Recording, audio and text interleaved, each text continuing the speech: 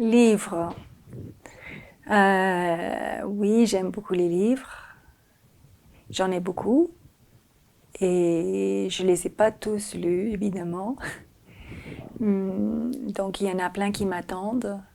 Et il y en a certains que j'ai lus plusieurs fois.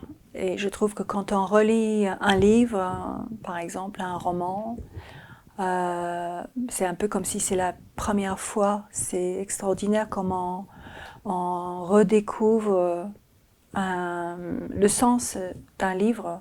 Souvent, on lit beaucoup quand on est adolescent à l'école. C'est très bien qu'on impose aux enfants un corpus de textes absolument extraordinairement riche. Je trouve ça très très bien. C'est vrai que moi j'ai des souvenirs de cette époque-là et j'ai presque rien compris de ce que j'ai lu en fait. Mais il fallait apprendre à faire le geste de lire et d'arriver à passer d'une phrase à l'autre d'un paragraphe et essayer plus ou moins de comprendre la narration, voilà, comment ça, qu'est-ce qui s'est passé dans le livre. Très important, c'était de revoir un peu la question du style pour avoir déjà la capacité d'apprécier l'importance du style, de la mise en forme. Mais humainement, franchement, j'ai pas compris grand-chose. Donc, grâce au livre, c'est encore là, quoi. C'est chez moi, c'est dans les étagères. Il suffit de tendre le bras, de descendre les livres et de l'ouvrir, et je peux recommencer. Et maintenant que j'ai vécu beaucoup plus, et là, ça devient intéressant. D'ailleurs, c'est même un peu désespérant parce que je me dis, en fait, il faudrait que je relise tout. J'ai rien compris à la littérature. Tout serait à relire et on pourrait même plus tard encore relire. Donc, à un moment donné, tu dis, bon, je prends ce que je peux, quoi. Mais c'est vrai que quand on a 16 ans, c'est surtout pour la forme qu'on apprend à lire et bien sûr on est marqué par certaines lectures. J'avais mentionné Frankenstein, Dracula, mais bien sûr il y en a plein d'autres. C'est un peu nos références culturelles, ça nous permet de discuter, ça nous permet aussi de voir des films, de parler tout simplement. Hein. Le livre, ça nous relie au langage, bien sûr. Donc bien sûr, le livre, c'est surtout le langage, mais c'est aussi des images, beaucoup moins d'images que de langage quand même. Il y a quelques images, quelques livres avec des images qui nous marquent, mais c'est surtout quand même de l'écriture.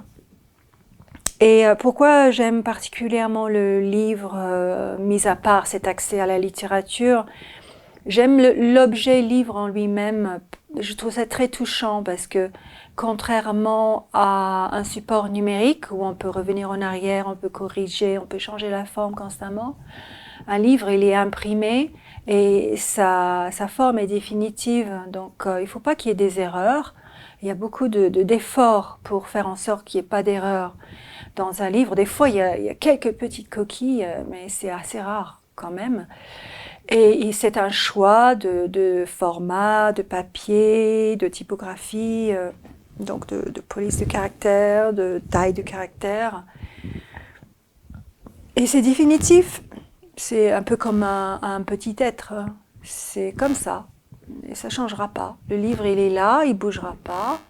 Peut-être il va se perdre ou il va être détruit dans une inondation, un incendie, ou quelqu'un va lui arracher des pages, mais il ne bougera pas. Et c'est une espèce d'engagement total. Le livre, il existe et c'est comme ça. Peut-être aussi les œuvres d'art, il y a de ça aussi. C'est quelque chose de permanent et comme je disais, quelque chose qu'on peut consulter à toute période de sa vie. Bien sûr, les bibliothèques, c'est magnifique parce que là, on ne peut pas non plus avoir un nombre illimité de livres à la maison. On peut aussi aller à la bibliothèque. Et je trouve le livre extrêmement agréable à tenir dans ses mains. Et bien sûr, le livre neuf, on le renifle, c'est génial, c'est tellement bon.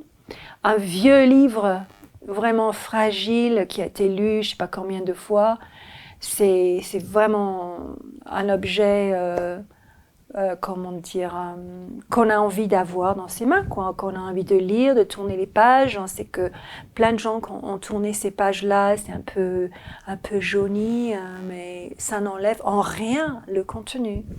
C'est même très beau, ça, j'aime beaucoup. J'ai 2 livres à la maison, c'est le même livre, et un exemplaire m'a été donné par un ami à ma fille. Il me l'a prêté, il a tellement lu que les pages sont en train de se détacher. Et l'autre, c'est un livre tout neuf. En fait, j'ai acheté le même pour ma fille. Mais moi, je préfère celui qui est un peu, parce que, je sais pas, c'est presque comme s'il est imprégné de l'affection, de l'attention de la personne, en l'occurrence ce garçon ou d'autres qui l'ont lu avant. Et puis, il y a des petites annotations. Ça aussi, c'est génial, ce truc physique. Alors après, il y a les livres d'artistes. Alors ça, c'est encore un autre sujet, les livres d'artistes. Alors, un livre d'artiste, c'est un livre fait par un artiste. Alors, un artiste, on considère un artiste comme un auteur. Donc, un artiste-auteur. Donc, du coup, un artiste peut faire un livre. Si un artiste fait un livre, ça veut dire que l'artiste imagine le contenu, c'est-à-dire le concept du livre, qu'est-ce qu'on va raconter là-dedans. Il va réaliser le livre. Des fois, ça se fait à 2. Des fois même plus, mais souvent c'est à 2. Il va donc créer les images. Il va choisir les textes.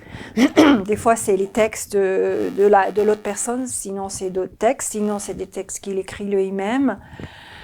Il va graver les images, ou ça va être des images photographiques ou sérigraphiées, ou voilà, tout un tas de techniques. Il va décider la mise en page, il va décider, ou elle, du nombre de pages. En fait, il y a beaucoup de choses à voir dans un livre, et en particulier dans un livre d'artiste, parce qu'il y a l'image. Et donc, il y a beaucoup de décisions à prendre. Et des fois, dans les livres d'artistes, on peut se perdre dans la recherche de la forme et un peu oublier le contenu. Et des fois, on baisse un peu les bras pendant et on va faire un livre qu'on n'aboutit pas tout à fait. On va un petit peu se dire, bon, ben allez hop, j'en ai envie, j'en ai un peu marre. Et bon, par exemple, on ne va pas le relier comme il faut, ce genre de choses.